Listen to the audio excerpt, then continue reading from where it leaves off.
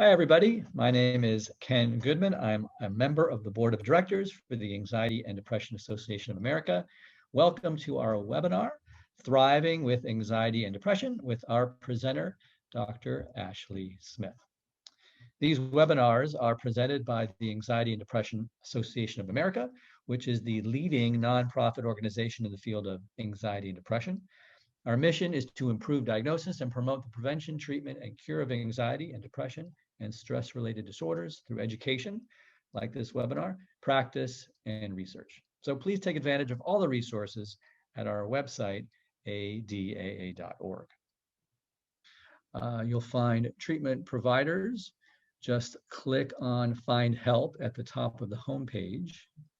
Everyone on that list specializes in the treatment of anxiety.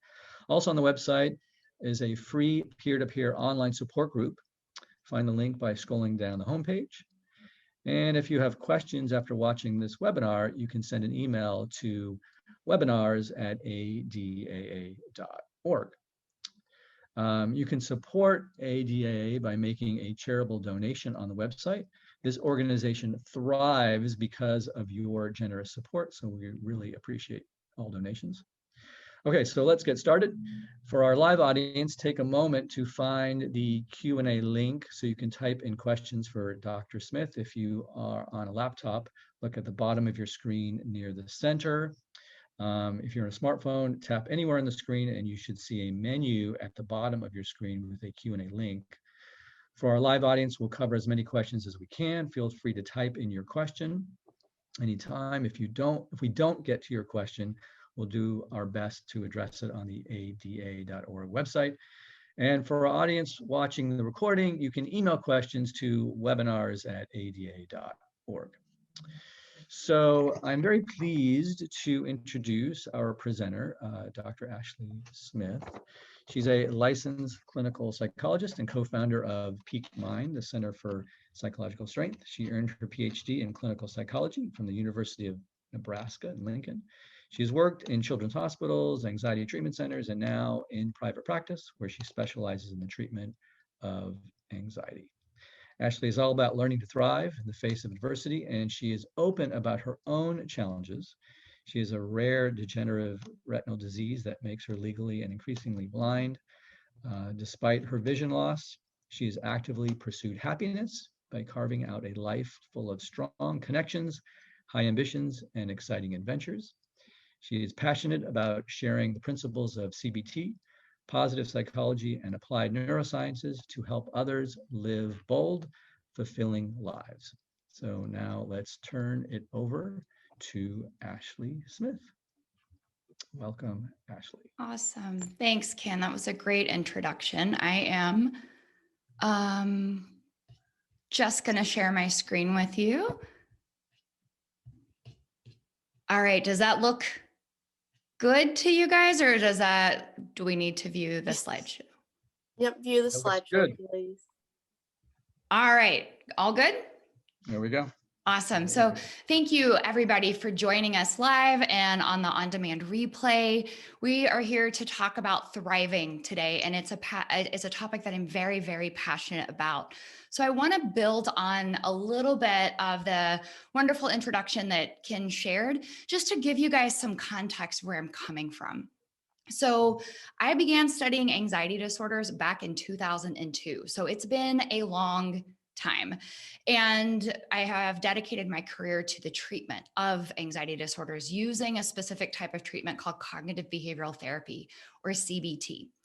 And a wonderful side effect of my job is that I have excellent coping skills, and I use them all the time on a daily basis. I live and breathe CBT. And for those of you who don't know, CBT is all about understanding how your thoughts and your feelings and your actions are all intertwined, and being able to identify the patterns that are unhelpful and being able to make some changes. And this is a really cool skill set to have, and it's served me well over the years in terms of dealing with social anxiety, in terms of just making career changes and doing things. Where it started to kind of fall apart a little bit was about 5 or 6 years ago. As Ken mentioned, I have a rare retinal disease that makes me legally and increasingly blind. So since childhood, I've had basically a blind spot in the middle. So this image is sort of a reverse of what I actually see. I just couldn't find a good one that really captured.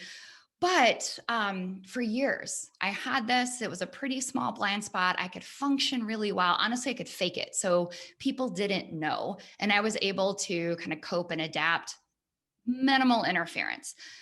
Back in maybe 2014, 2015, my vision loss progressed to the point that I had to stop driving. And for me, that was a big line to cross. So it was sort of the before and the after. And losing that level of independence really threw me for a loop. So I was sad and I was scared and I was dealing with a lot of uncertainty. What does this mean? Will I go blind or won't I? How bad will it get? How do I live my life? What does this mean for relationships and professional aspirations? And really, I got pretty low and I was kind of stuck and I was kind of wallowing, and my CBT skills just weren't cutting it. I know what to do with unhelpful thoughts. I know how to change mood states. I know how to be brave and do exposure work. And yet it wasn't quite cutting it. And I got to a point where I was feeling really, really stuck. And I'm a giant nerd. You guys need to know that. I'm basically a professional nerd. So I leaned into that.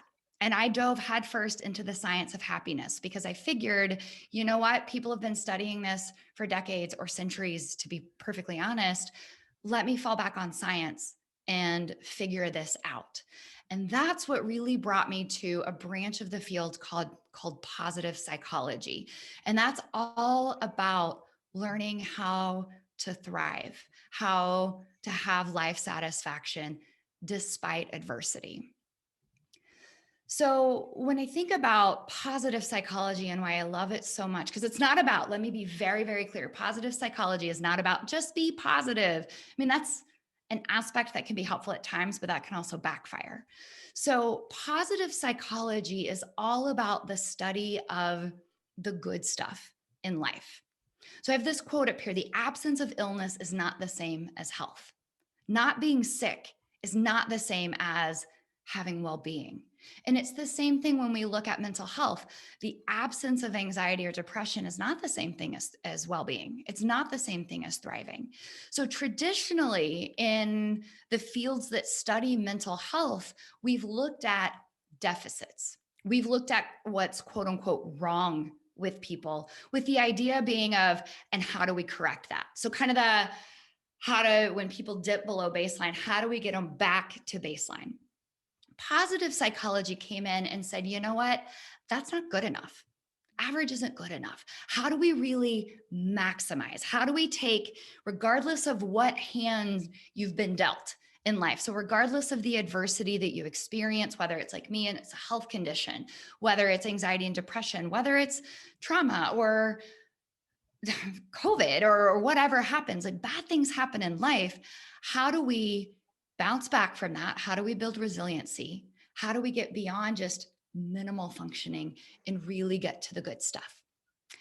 And that's what I want to talk about today, is how we can pull from positive psychology and put that with the treatments that we have that are good. CBT, ACT, acceptance and commitment therapy, medications, mindfulness-based interventions. We have a lot of good stuff, but how can we also put that with positive psychology to get the best outcomes? So people who come and work with me one-on-one, will hear me say things like, yeah, I'm all for, let's get your anxiety and depression under control, but what's the point in doing that if we're not also building a life that you love?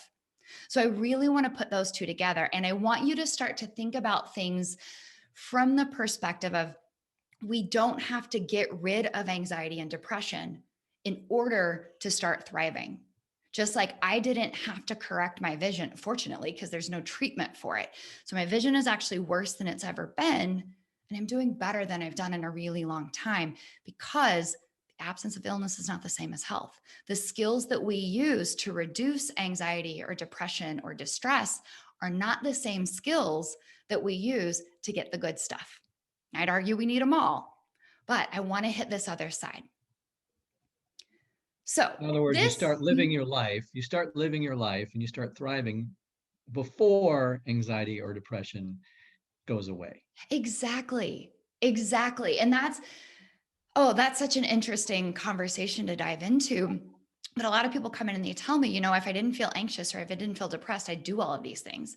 And we know that part of treatments, right? When we look at cognitive behavioral treatments on the depression side, a huge piece of that is what's called behavioral activation, changing your behaviors to change your emotional state. So doing things that are theoretically enjoyable, that give you a sense of mastery to help change depression. I mean, there are a lot of other interventions. That happens to be a big one. On the anxiety side, the comparable treatment there is called exposure with response prevention. That's do the things that are scary, right? Like when you stay in your comfort zone inside the circle where you feel all safe and secure, you're not going to get anywhere. You have to step out of your comfort zone. So it kind of stretches and grows. That's exposure. Mm-hmm. So why I love putting CBT with positive psychology is I think while the skills are a little bit different, they go hand in hand. As we go through things today, we'll talk about how depression and anxiety can interfere with well-being, but pursuing your well-being factors can actually help reduce anxiety and depression. Reducing those allows you to pursue well-being. So it really goes back and forth.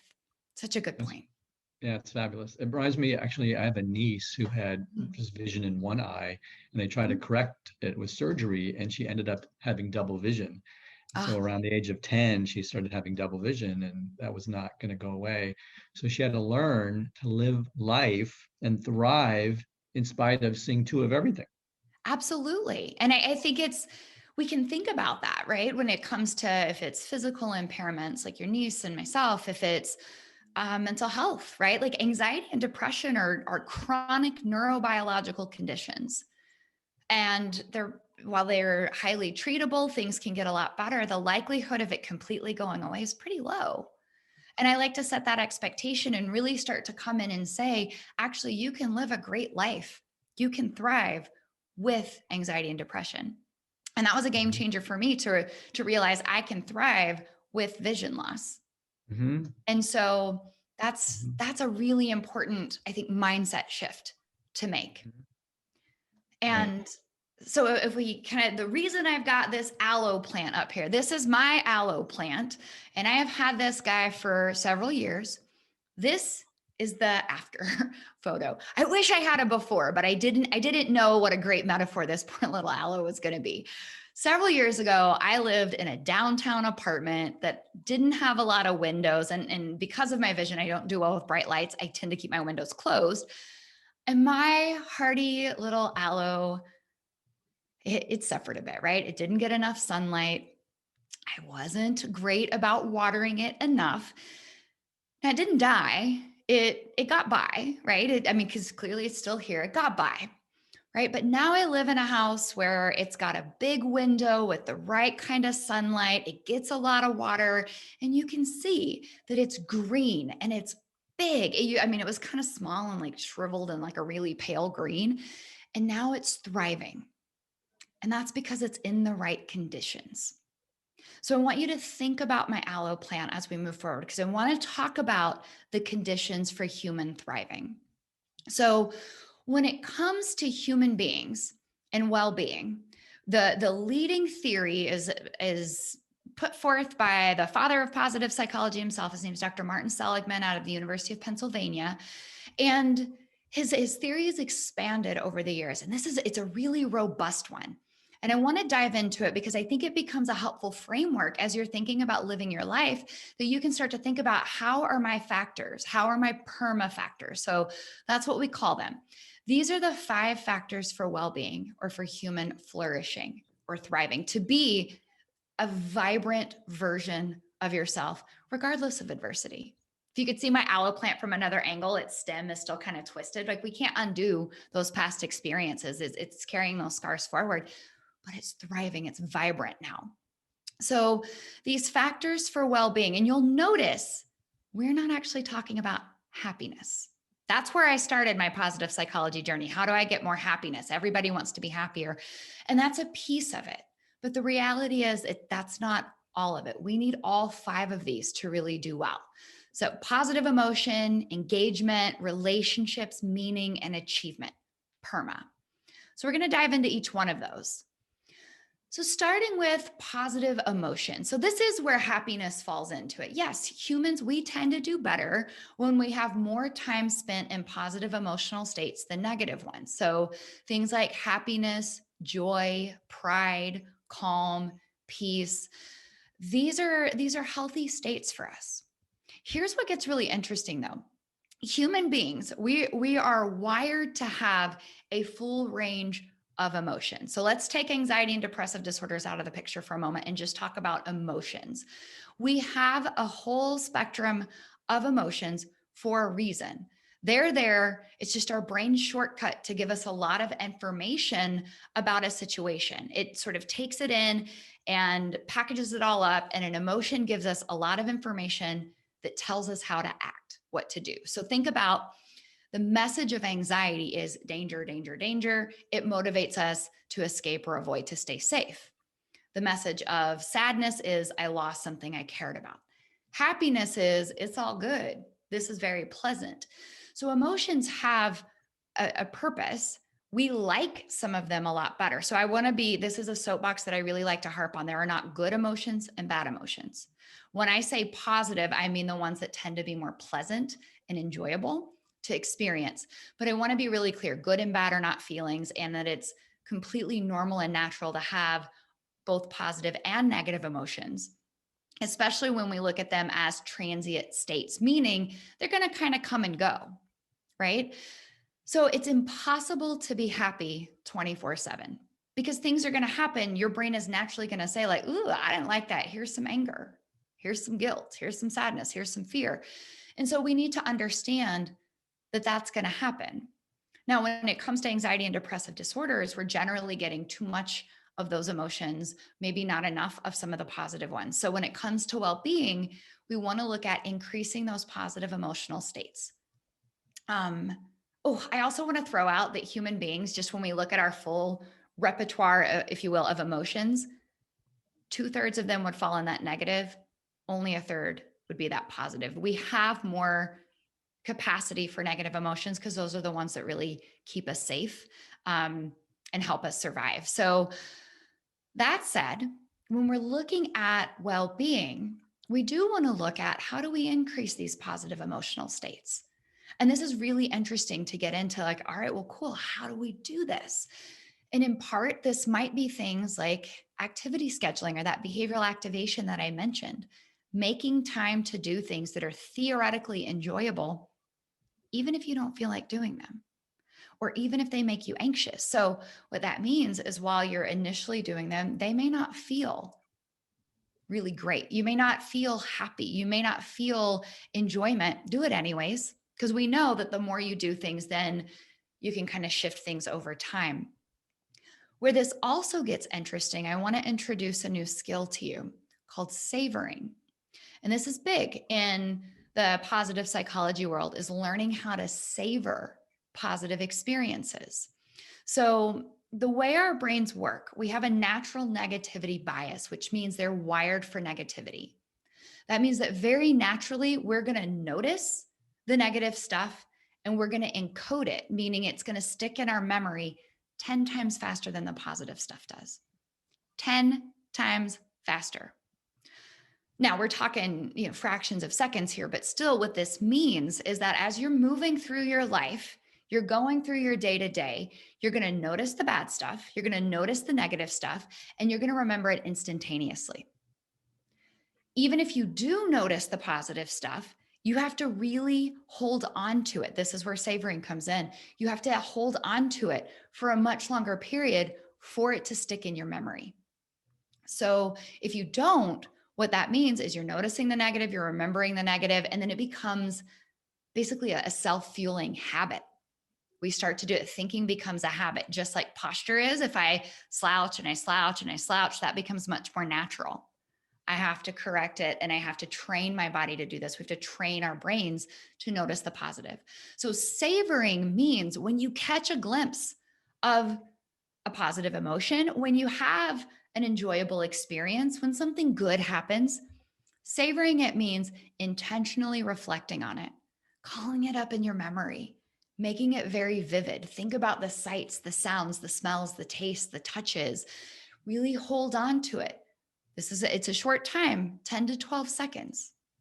But most of the time we're like, oh yeah, cool, thanks.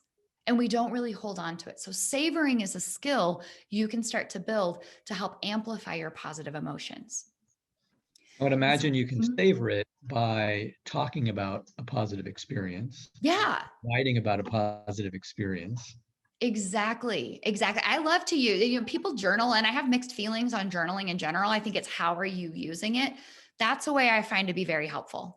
Write about the positive experiences. There's a journal that I used for a long time called the 5-minute journal that sort of walks you through. It's like 3 minutes at the beginning of the day, a few minutes at the end, where you write these kinds of things. And it's very helpful. It's a great point. So when you have a positive experience, you want to linger on it. But if you're Exactly. not feeling positive, and you're feeling kind of low or depressed or anxious, you have to push yourself to do something positive in order to help create that positive Exactly. emotion. Yeah, I Yeah. love that point of like creating it, right? And we can do that through activities and experiences. One of the Yeah, other ways, I tell patients that, the medical model is if you're sick, you lie in bed and you just rest until you feel better. But when you're depressed, you don't necessarily do that. You're not feeling right? well, but you push yourself anyways. And by moving your body and doing things, you begin to feel better.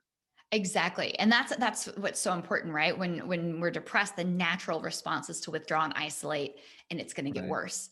When we're anxious, the natural response is to avoid or escape, and it's going to get worse. We have to break those cycles, right? That's what CBT is all about. Right. So this is good stuff. I want to hit a couple other pieces on this positive emotion side. The other places you can intervene are your thoughts. We know that how we think about something affects how we feel about it. If I came into this webinar thinking, oh my gosh, please don't mess up, you're going to blow it, this is going to be terrible, the people are watching live, I'm going to feel very anxious. I came into it thinking, I'm so excited. I get to see Ken, haven't seen him in ages. I love talking about this stuff. And now I get a platform to do it. And then I felt excited, right? Same thing. So we can look at how are you thinking about past events, present events, and future events? And are those thoughts helpful? Are they leading to more positive emotions or more negative ones? And that's a whole kind of getting into some cognitive therapy pieces. The other plug I want to put in here is for a mindfulness practice. Mindfulness is paying attention on purpose to some aspect of the present moment. It's getting out of your head and getting into the now. And you could do that through meditation. There are tons of ways to do it that are not meditation based. So I hear you. If that's not your jam, that's fine. But what we know is that the average person is present about 50% of the time. About 50% of the time. The rest of the time, we're in our head. We're thinking about the future. We're dwelling in the past. What we also know is that the more you're present, the happier you tend to be, even when the present moment is really hard. So that's my plug for a mindfulness practice. I think it's the equivalent of exercising your body. We want to do mindfulness for our brain. So P is positive emotions. That one probably makes sense. Like, oh yeah, for a good life, I want to feel some happiness. Let's talk about the other ones because this is where it starts to get really interesting. E stands for engagement, or you might have heard of this state called flow.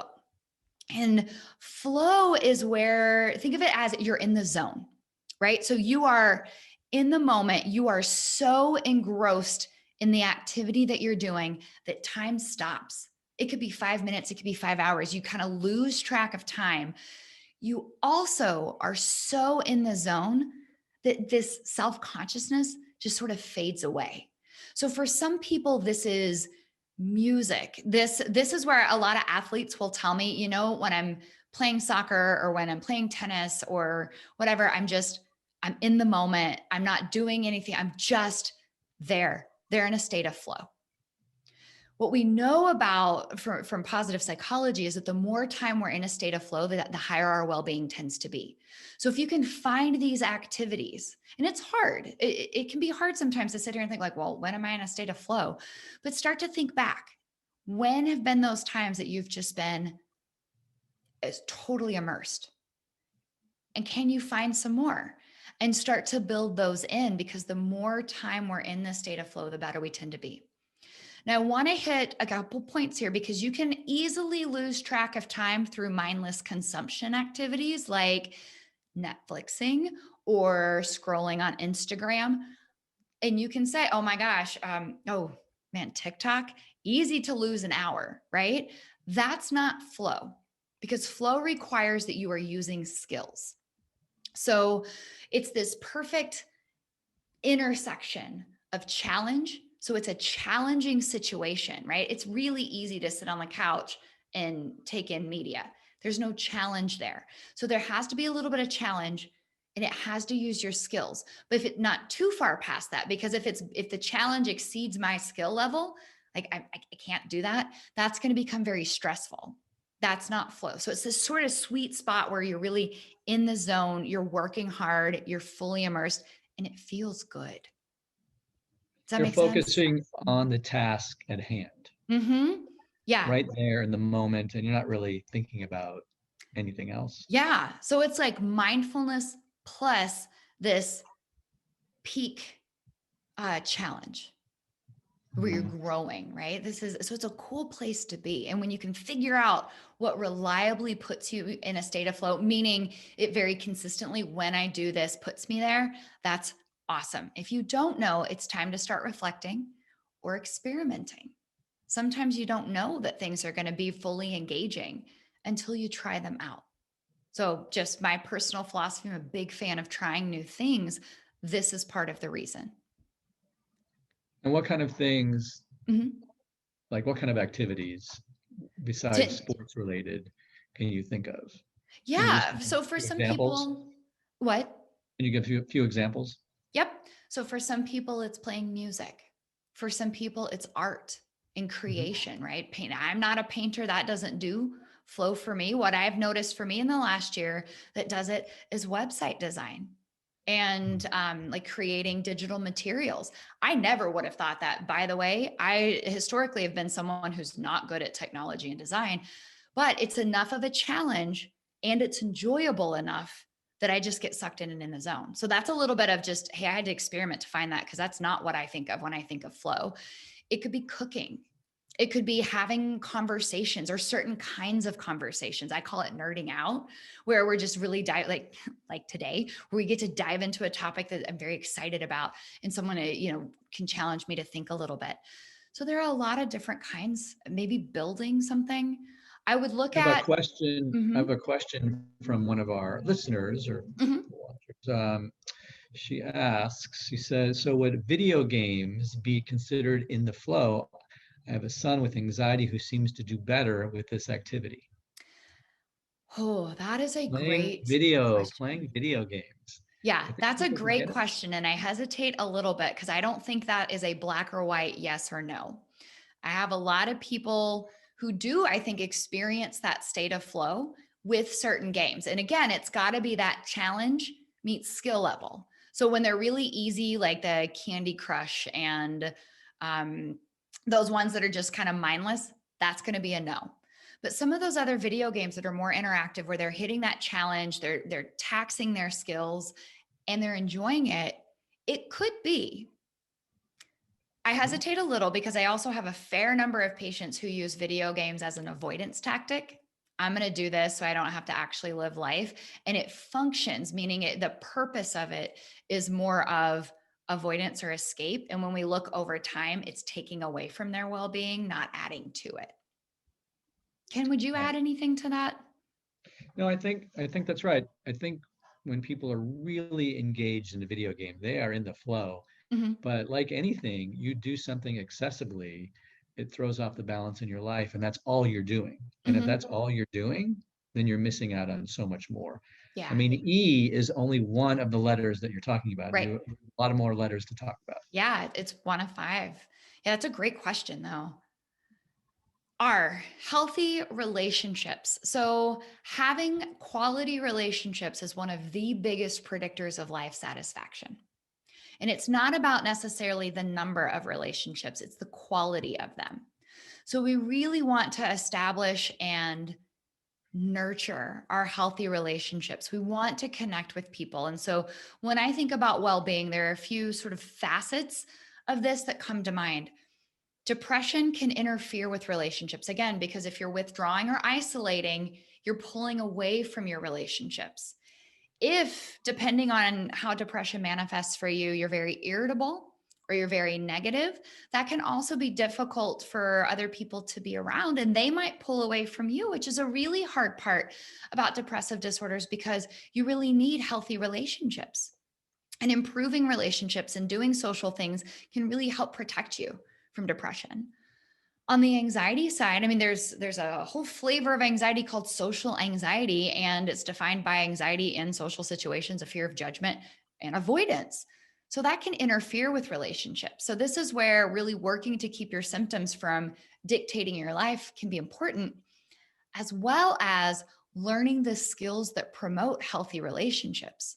Here's what's super cool. So when we pull from positive psychology, okay, we know we need healthy, supportive relationships.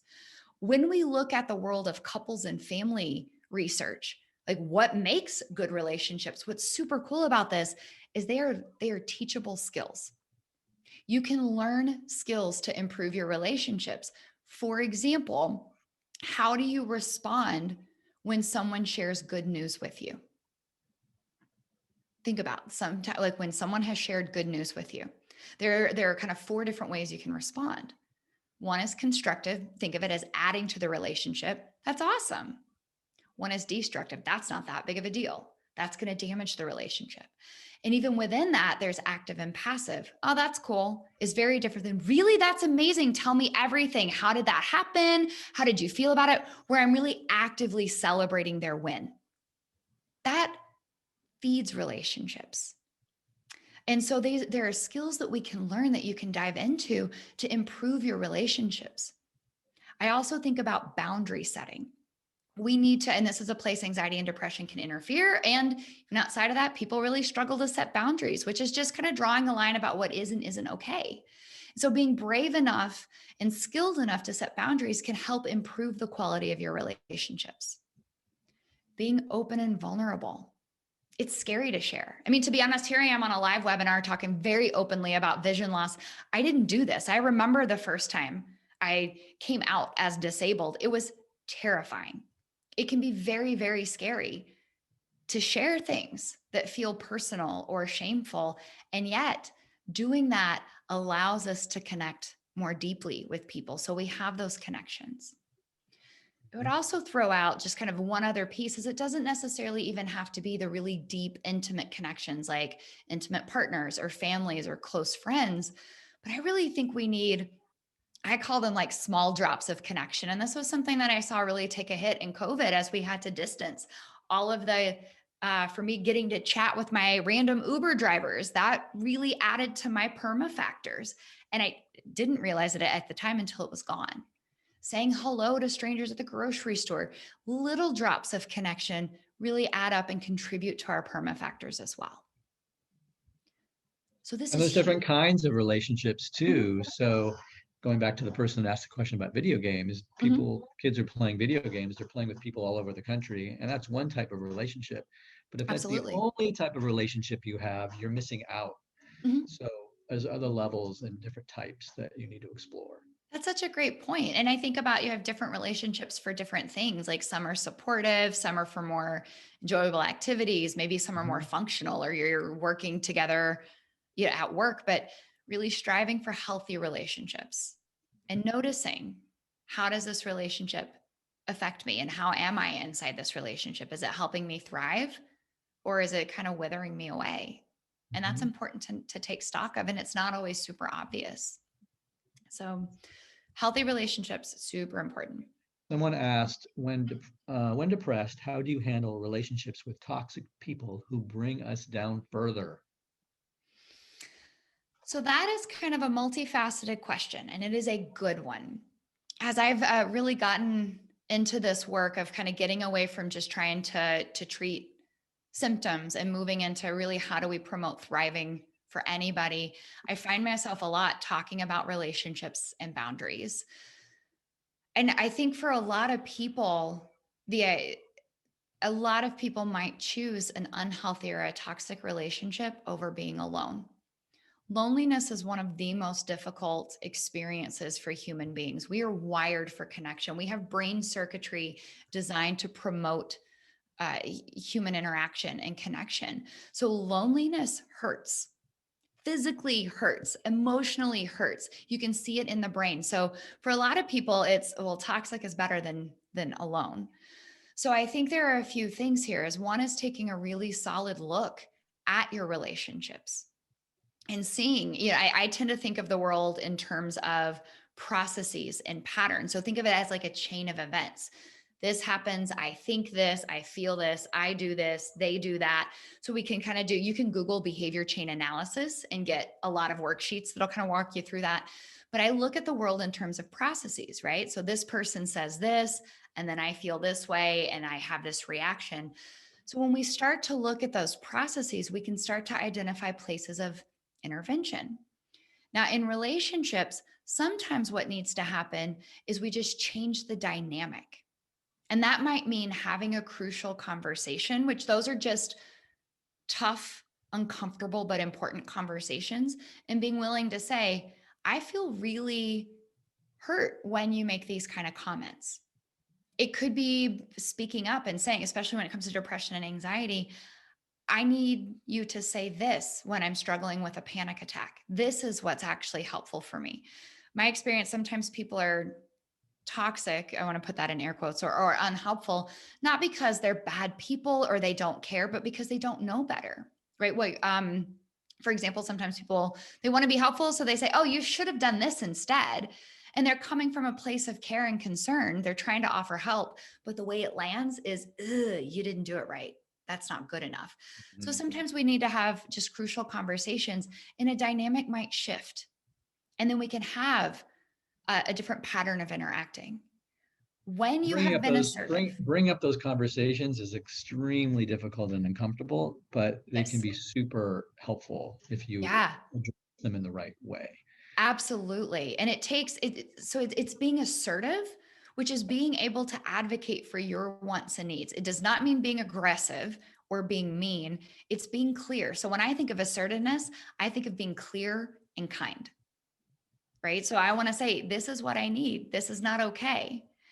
And the hard part then, where I think with relationships, is sort of finding that line of, where can things change? I believe people can change. Otherwise, I mean, why am I doing what I do? I believe people can change, and relationships can change.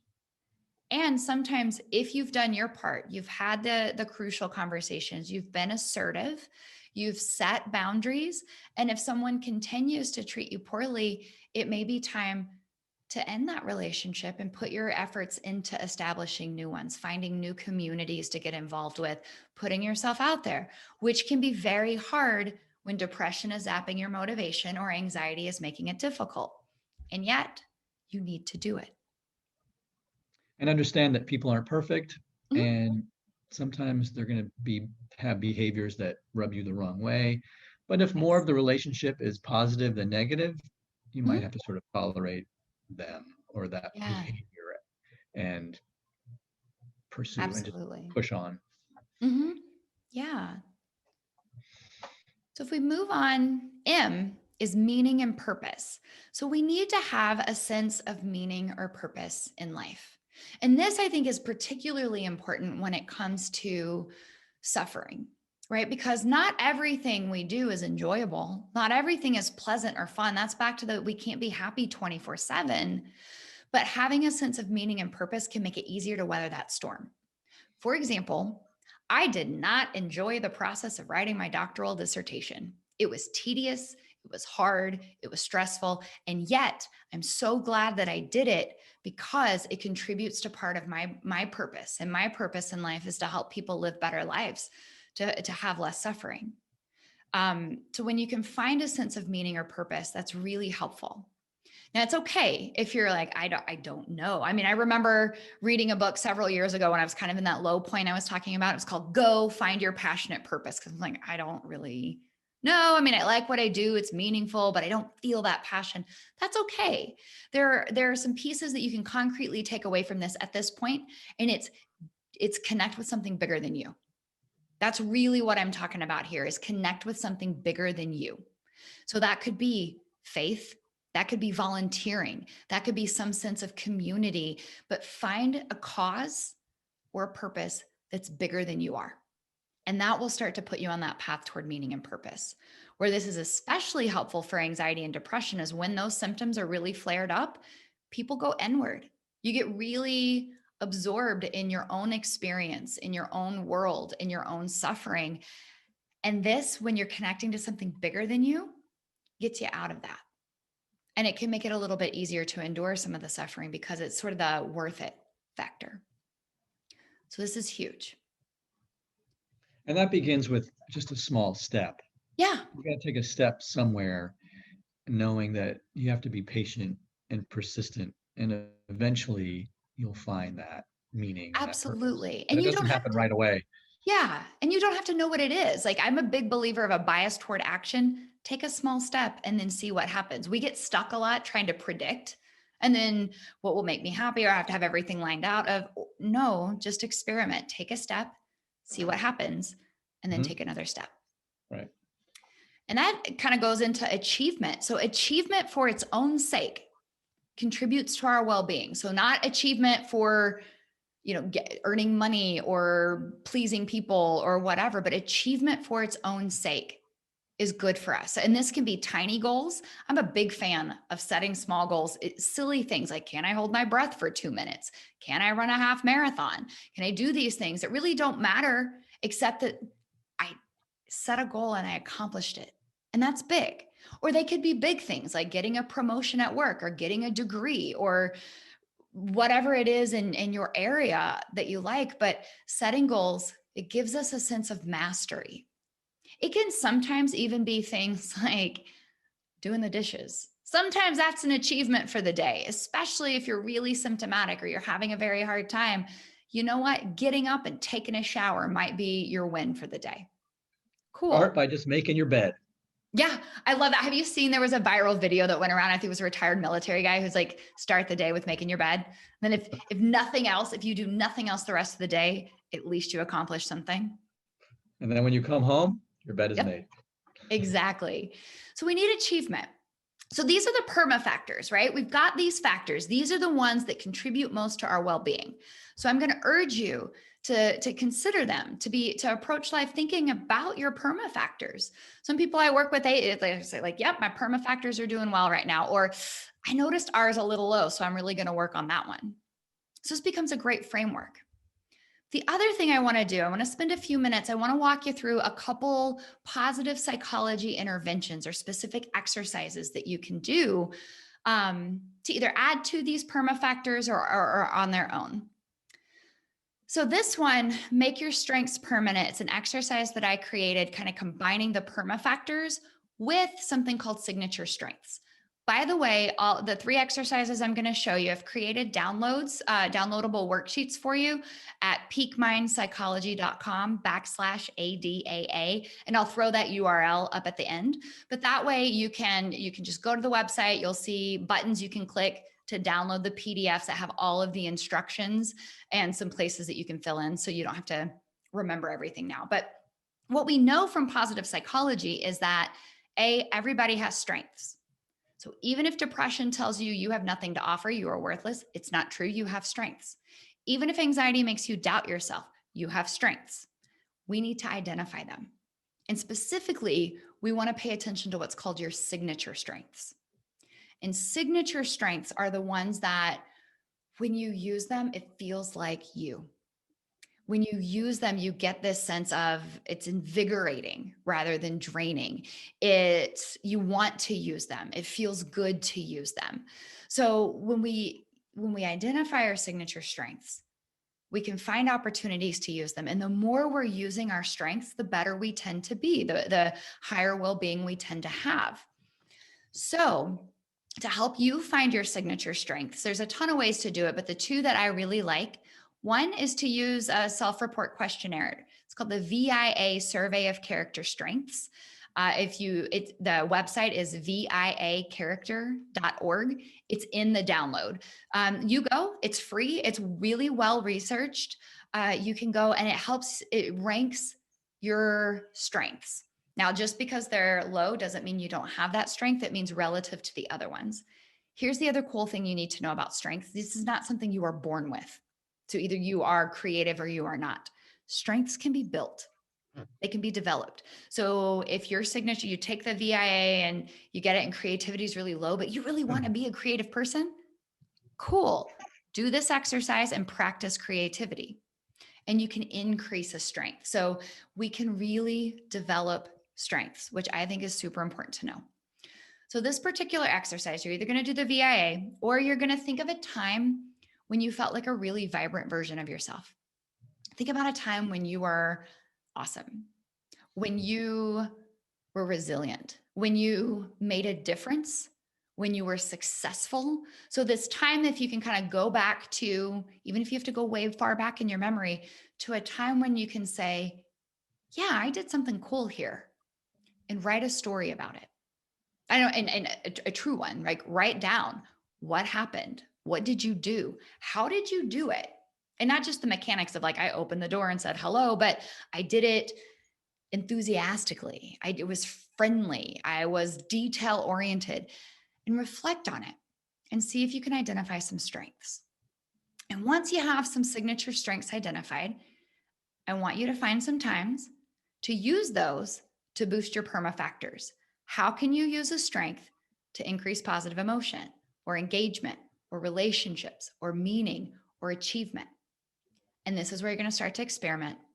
And then you'll see in the download, there's some reflection questions so you can start to really reflect on. Again, we're going to savor these experiences and then take away from them and continue so that they grow.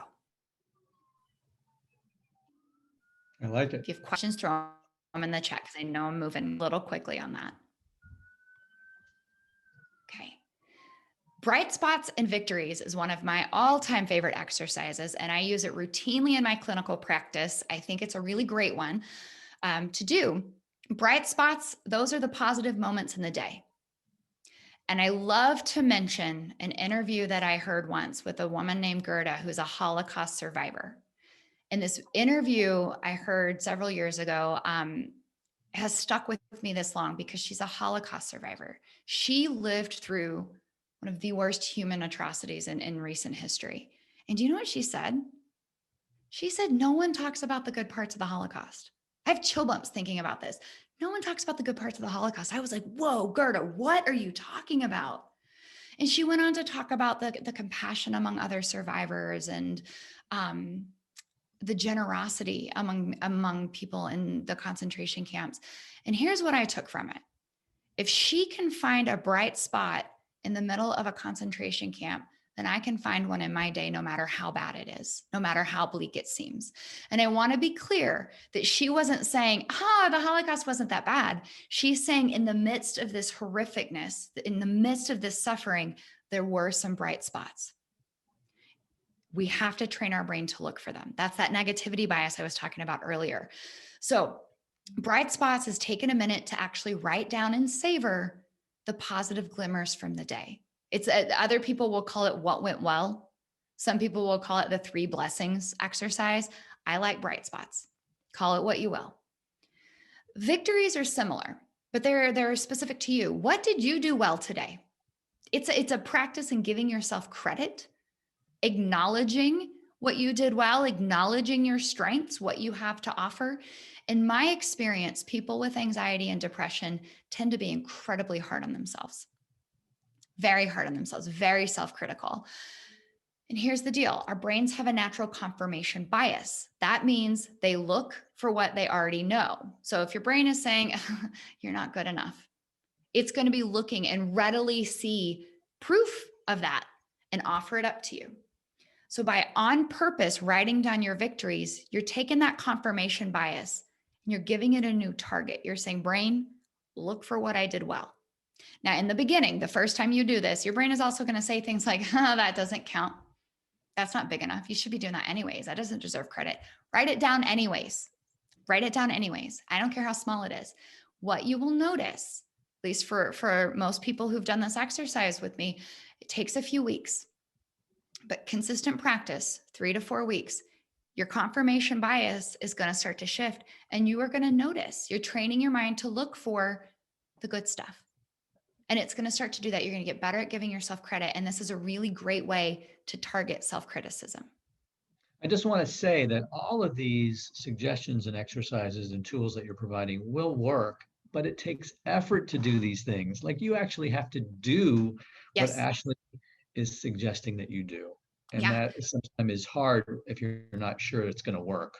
Absolutely. It's that posture thing, right? Like I was a ballet dancer growing up, had beautiful posture. I get a desk job. And then over the years, it's slouchy, slouchy, slouchy.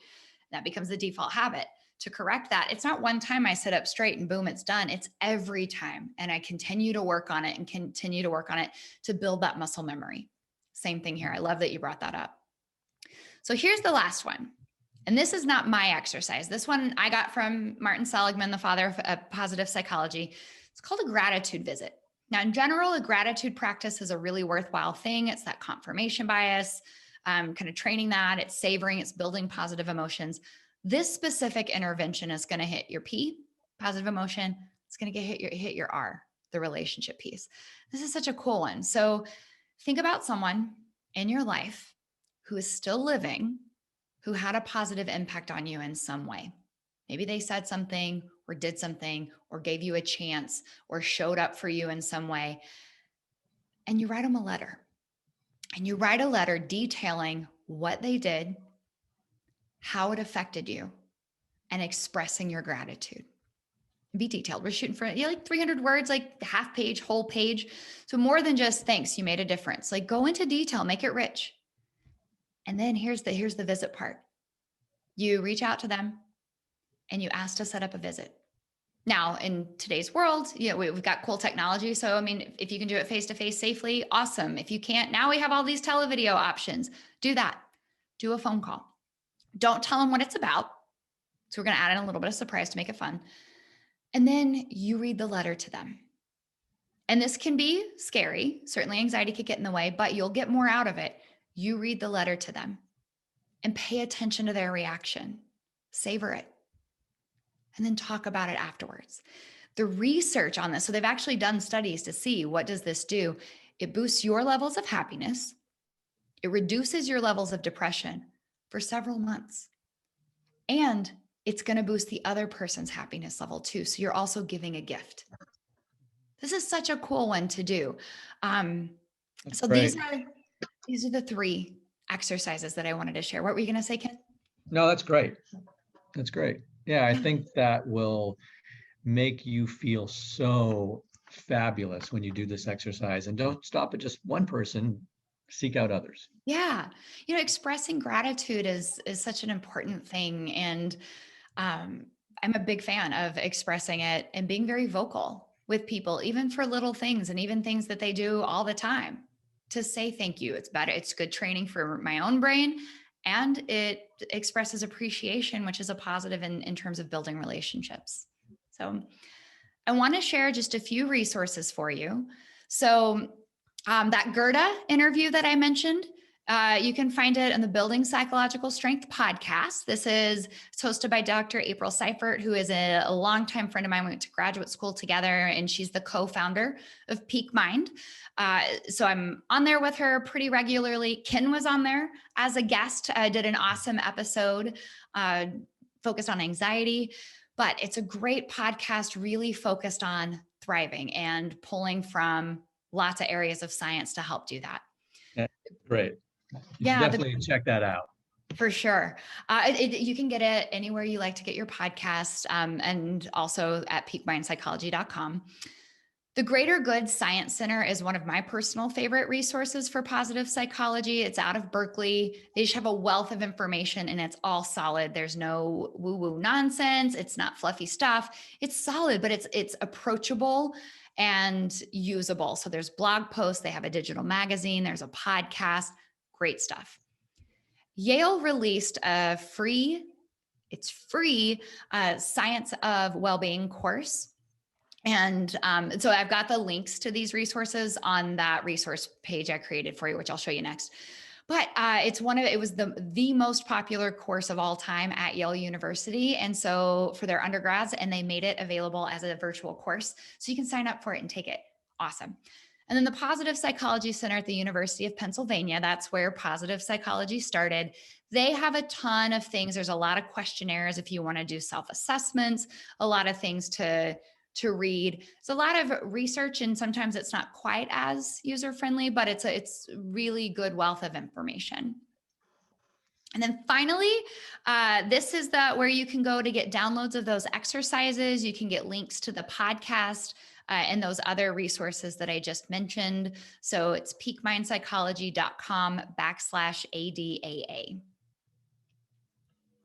And I'm happy to take questions with I think we have just a couple minutes. So if there's any questions that people have, I'm happy to try to answer them. Well, let's see. How long do you think it takes to implement these practices to a point where they have a positive impact?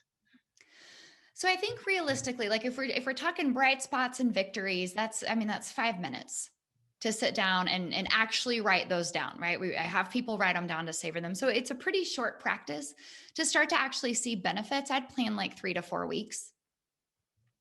So it's not instant. Mm-hmm. All right.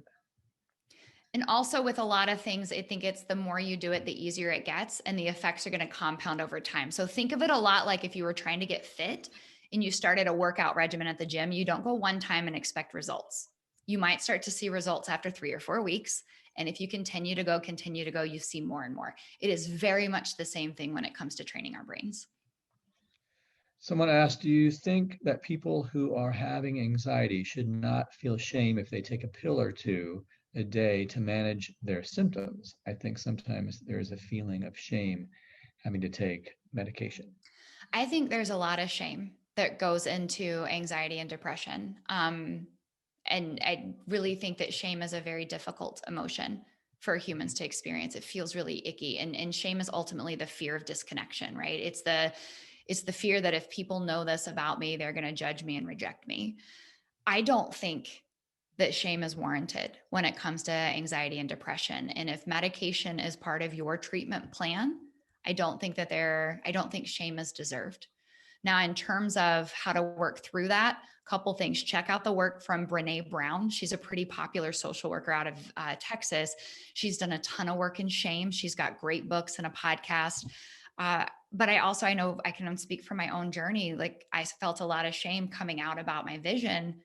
It becomes an exposure, right? I put it out there. I published a blog post and published a blog, to be honest, and started to talk about it. And it got easier and easier and easier.